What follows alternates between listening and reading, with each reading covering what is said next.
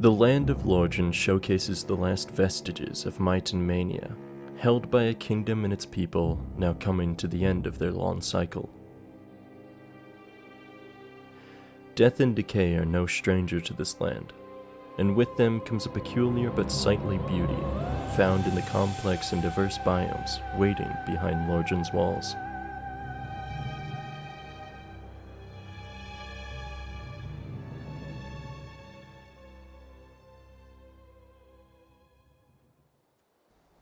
Lauded for its interwoven design and subtle world building, Dark Souls is a game that has long been in the spotlight. For this and my own personal history with the game, I felt like it would be a great starting point for this series looking at the sights and sounds of gaming.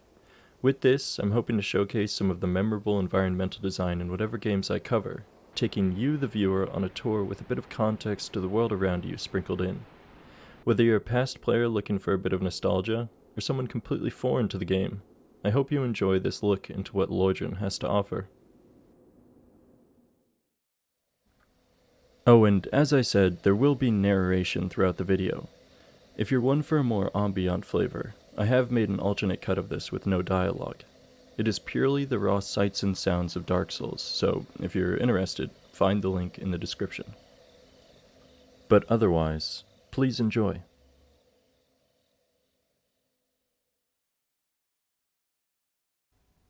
The first moments in Lordran for many a wayward soul will be found in a dank prison, one like the northern undead Asylum.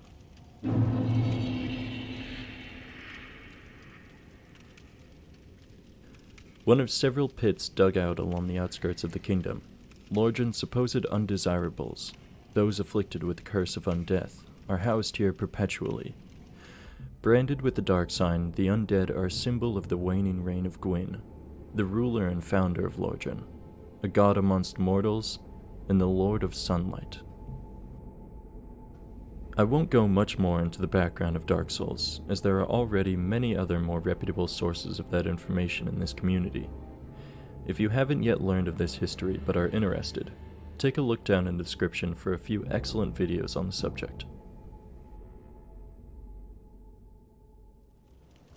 Otherwise, the Undead Asylum sets the tone for a sad and quiet world. Filled with cold iron and damp stone, the Asylum's dark corridors hide traps and monstrosities alike. The few prisoners within that are able to move are either manic enough to attack anything on sight, or completely resigned to their fate. But what else would be the case?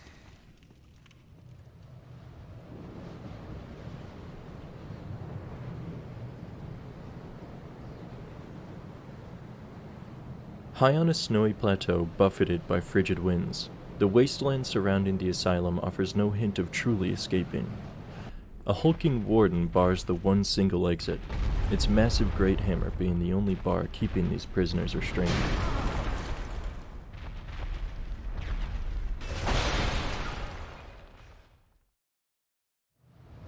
Make it past this demon though, and you're presented with a unique opportunity. Passage to Lordran proper.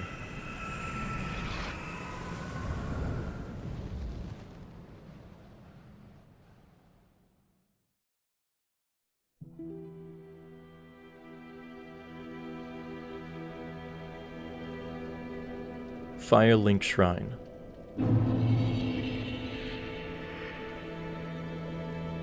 The first crossroads of many.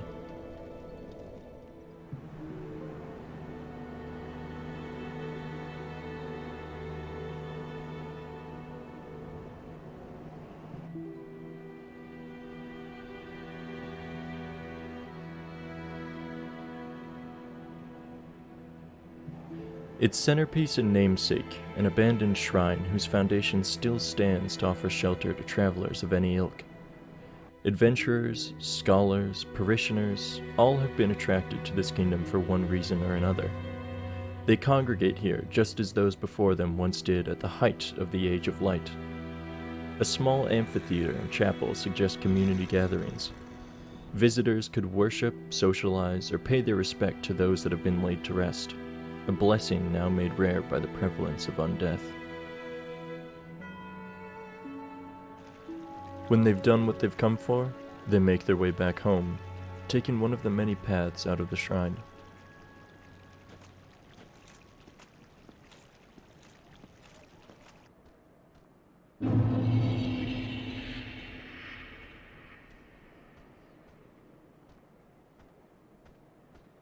The neighborhood surrounding Firelink Shrine once bustled with activity. As the heart of humanity in Lordran, these boroughs were packed to bursting with residences and shops. A claustrophobic maze of winding streets, side alleys, and rooftop paths, navigation relies on the landmarks dotting the town. A parish sits high above the streets below, its bell ringing loud and clear. The sound guides people as they make their way to the service inside, looking to give thanks to their benefactors from above. Around this, buildings climbed higher and higher, creating a literal hierarchy between the slums on the ground and the more well-to-do accommodations at the top. Up above, soldiers on guard have gone hollow at their posts. Makeshift barricades surround them, showing a frantic attempt to protect against some imminent threat. Perhaps demons from the world beneath. Dragons persisting in the face of extinction. Or even their own comrades, fallen to the dark side. Down below, guards have abandoned the streets. Locked off from the upper district, order is shattered, and unsavory characters now roam free. Society's problems were dumped here, left to fester, with worse and worse showing up as the kingdom degraded.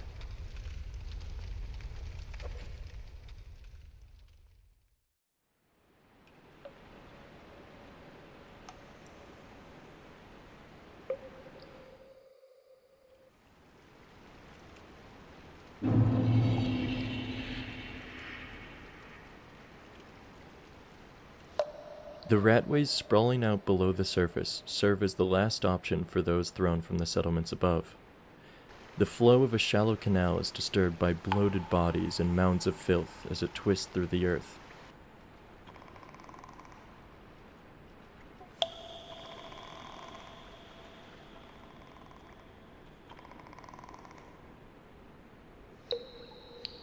Filthy, dank, and infested with vermin, these tunnels are a breeding ground for all manner of mutations. Though as frightful as some of these creatures may be, there are still some corners they fear to tread.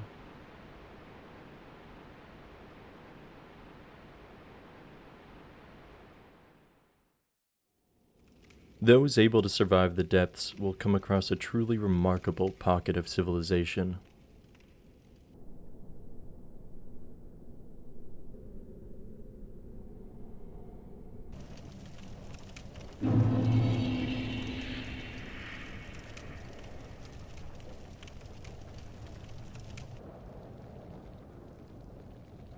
Lordran's foundation looms above, supported by the pillars that this ramshackle town now desperately clings to.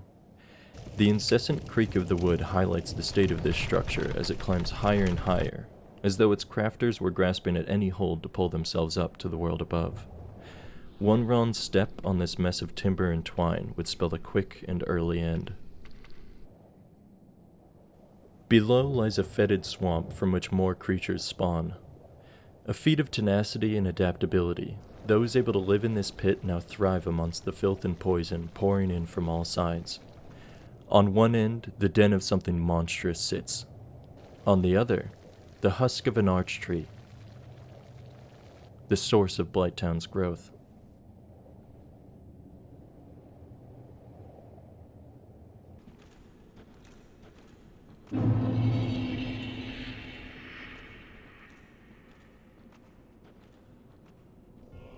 The arch trees remain as one of the few primeval remnants of the world before the first flame. This one still stands, but has been carved out for lumber and purpose. Creatures from the swamp have taken to the hollow within, following the path left over as it winds down the trunk, deep into the roots. This wooden remnant is both the lock and key to one of the many secrets buried at the bottom of Lordran. A relic of the past, from a world without flame.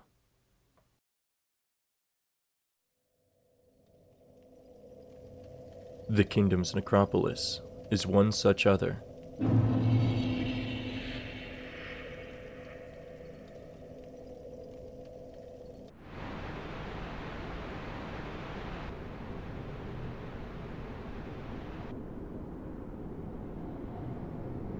These catacombs are built from stone walkways, their steps spiraling into darkness. They branch off into crypt chambers, forming an endless maze of corridors chiseled from rock and crag. Once a place for the dead to be honored, it now sits awash with necromantic pursuits. This den of dark arts is now crumbling away, with only a few measures still remaining. Deterrents such as these bar entry to more opulent tombs, the resting place of those who prospered more than others in the kingdom's hierarchy. But the masonry here does more than honor just a handful of corpses. It hides a history, forgotten by many who walk above it.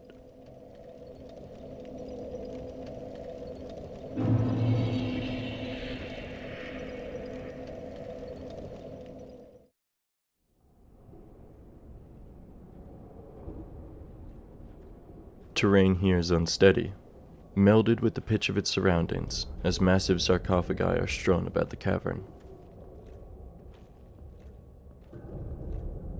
Old camps lay burnt to cinders, the work of grave robbers, coming to search for heirlooms or whatever trinkets may be buried with the dead. They end up staying, though, as they soon find the bodies inside to not be quite as still as they'd hoped.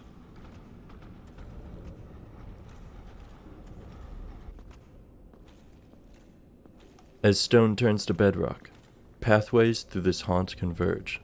A moist chamber opens up, stalactites dripping from the ceiling. Scores of the dead prostrate themselves, congregated here in a silent vigil. They face a dead-end hovel, covered up with a mess of planks. Such a barrier is not meant to contain something, but rather to keep others out. Outside, the glow of a city lights up from below, bathed in destruction.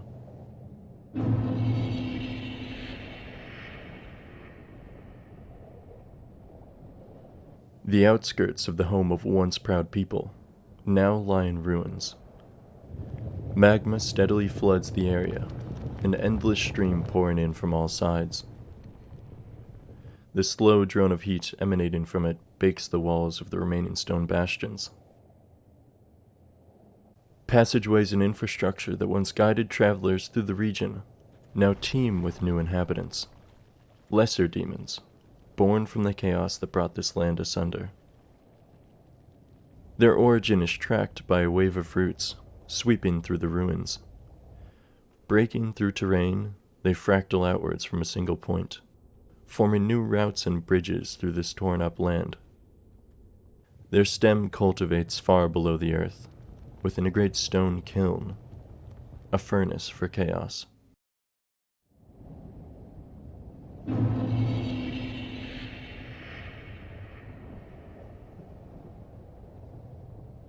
Inside lays Izalith, lost to the world. It lies amidst the destruction caused by its own hubris. Being nestled beneath the roots of an arch tree gave this city a special connection to flame. Its denizens pioneered flame sorceries, soon to become the pyromancies practiced the world over. But a ritual has gone wrong, twisting this region into a hellscape. Now a sea of lava bubbles up from below, flooding the surrounding areas and isolating the city. The slow flow echoes off of the walls, a natural barrier ensuring that no sane outsider can discover the chaos within. Primordial roots have ripped through the streets and structures, laying claim over the ancient city. They grow from Izalith's heart, now a bed of tangled branches covering up the failed pursuits of a sullied lineage. The antithesis to Izalith. This snow-covered peak lies in some hidden corner of the world. The landscape sits as still as canvas, like its dusted pines have been frozen in time by the stroke of a brush. But the fort resting behind them tells a different story, its decaying walls betraying the fate of those inside. Towers standing high, spear-lined parapets, and underground chambers. This was once an outpost, now torn up by some invading power. Cells have been dragged out, left in frozen isolation. The only company that remains are bodies butchered en masse, their ghastly whispers broken up by the shrill cries of crows atop carrion.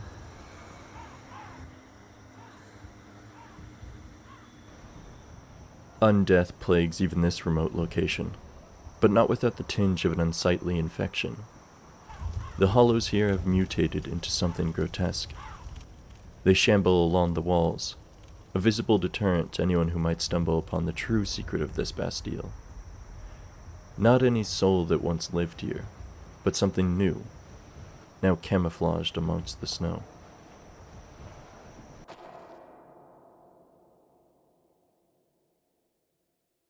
An elegant building stands tall, perched on a hill overlooking the city below.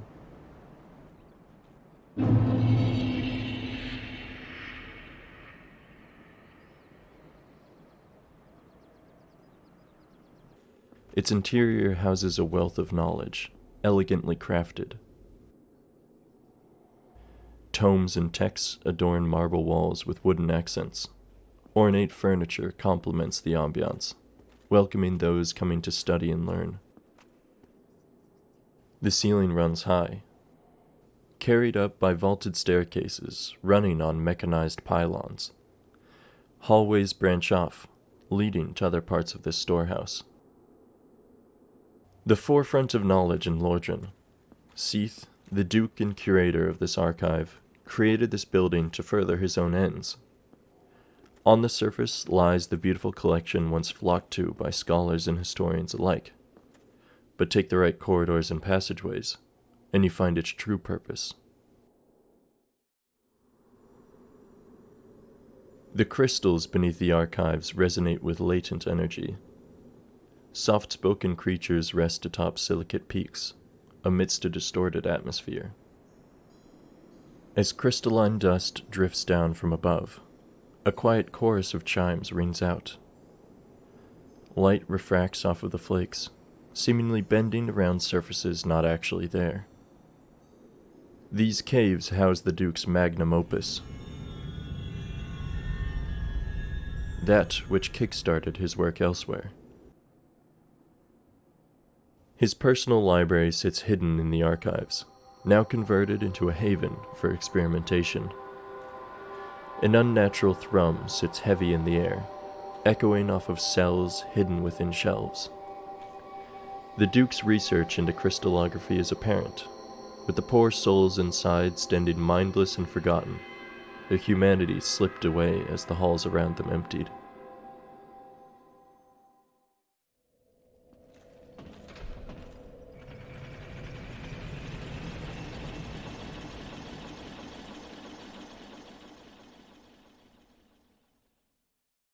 In one final corner of this kingdom, the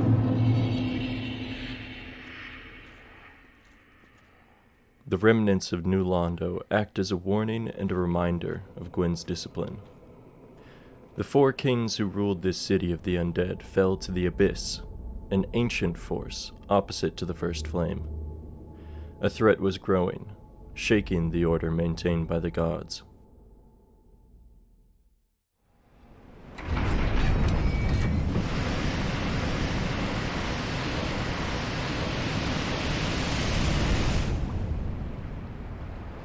The city was flooded, snuffing out every last soul living within. Now the rooftops form a haunted archipelago, with a flimsy walkway spanning the islands. Sodden stone stands where wood is decayed, but the homes of New Londo continue to house its residents, now drowned, left in perpetual anguish. Never truly wiped out, though. The dark fostered by New Londo's rulers continues to wait. It slowly leaks out, eager to swallow up anything and everything that comes its way.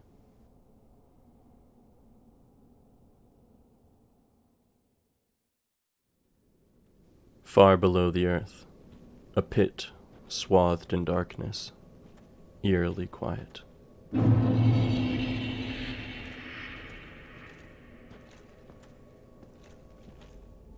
Here the abyss sits, a deafening nothingness. Ledges spider outwards along the cliff face, with prism stones dotting the ground. Rainbow hues light a path, a trail of breadcrumbs left by an ancient stranger, with a hope to climb back out of this chasm alive. Whether they made it out is only known by that which hides in the dark. The owners of glowing pinpricks of light, shifting to and fro. They wait patiently, ready to jump on anything that doesn't belong down here.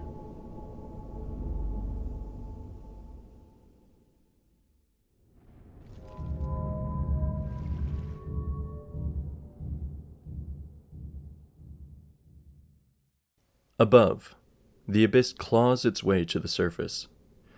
Tendrils reach and creep through the stonework of sorcerers, a web of ink splattered over the ground. Here sits the town of Oolacile,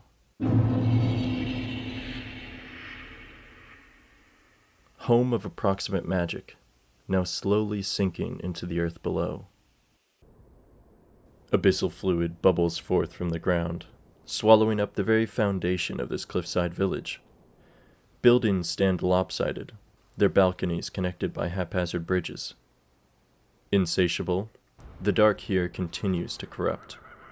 Oolacile's residents are pulled in and spit back out of its maw, transfigured into bloated corpses that now wander the city. The arms of the abyss reach even as far as the Colosseum at the town's summit, but its press has been stayed, held at bay by some unseen authority.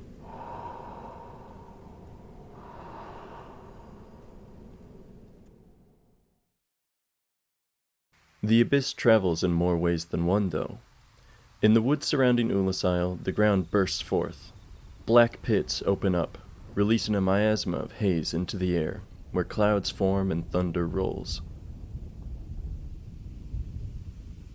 This is the domain of a calamitous drake, who circles the skies and sears the ground below. All the while, wooden automatons continue to work the land, unaware of their maker's fates.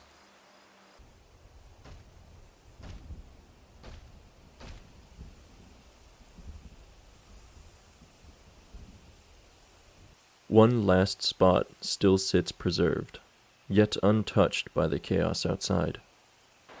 It's revealed by a quaint stone path, running between a valley of dirt held back by roots. The peace within is preserved by a guardian, a patchwork protector of this small sanctuary.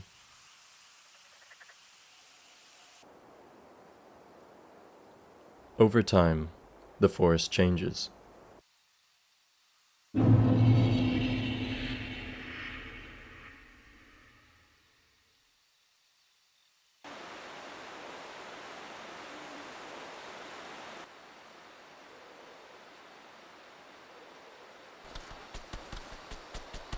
Nature reclaims the land, but the darkness takes over, blanketing the treetops with a shroud of nightfall. The forest bed is lit up, glowing petals illuminating a path amidst the shadows cast by rustling leaves. Overgrown relics conceal secluded trails, which in turn hide groves overtaken by predators. To the beasts within, clear lines divide their territories, with few daring to tread where the apex reside.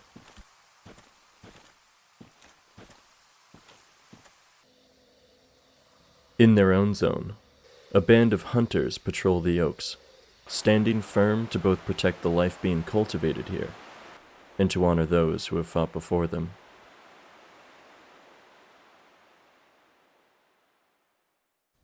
Above the forest sits a stone monolith, its entrance blocked by a wrought iron gate.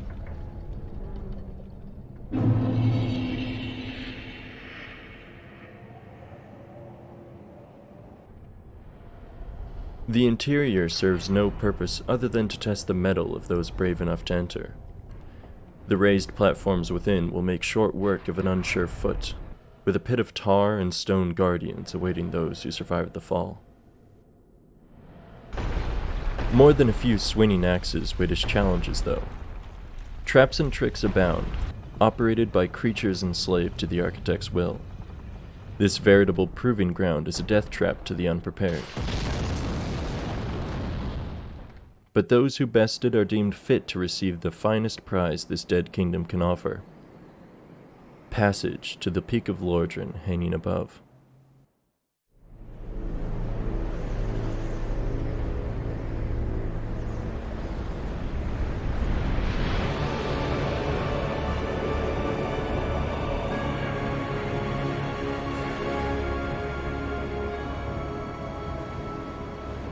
Anor Londo, the city of the gods.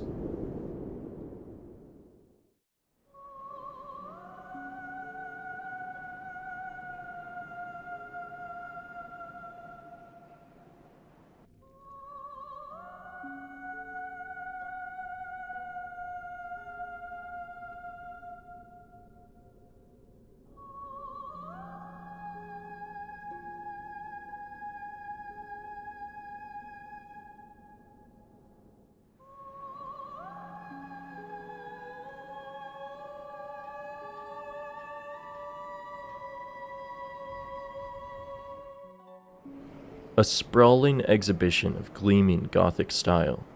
The sun continues to shine down on a city left in nearly as good a condition as the day it was first built. But something's amiss. What should be a bustling metropolis now stands quiet. The utter silence is suffocating. The city stands empty. But the splendor of Anor Londo remains still.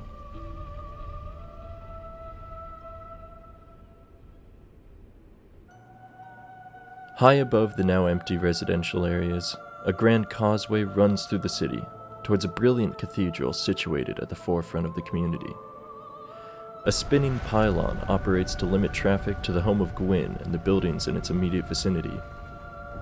Their interiors are adorned with depictions of royalty, towering above those who would come to entreat them. Anor Londo's centerpiece was built for man and god alike, and within its walls lies a bed of affluence. Quaint domiciles for guests or Gwyn's offspring as they grew, their walls adorned with art. Quiet corners sit equipped for prayer and giving thanks, while trophy rooms showcase ancient exploits in the pursuit of peace. Servants' quarters and storerooms help maintain the comfort enjoyed here by many, and somber chambers, swathed in magic, are hidden from the public eye.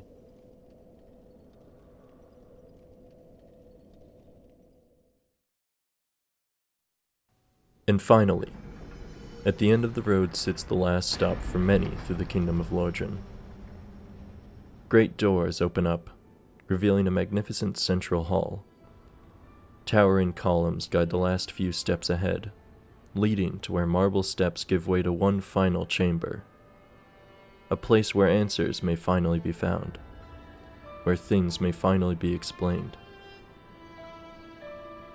The fate of the flame.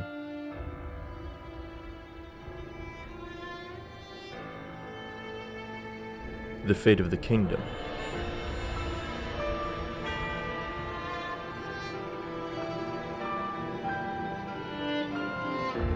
The fate of its king.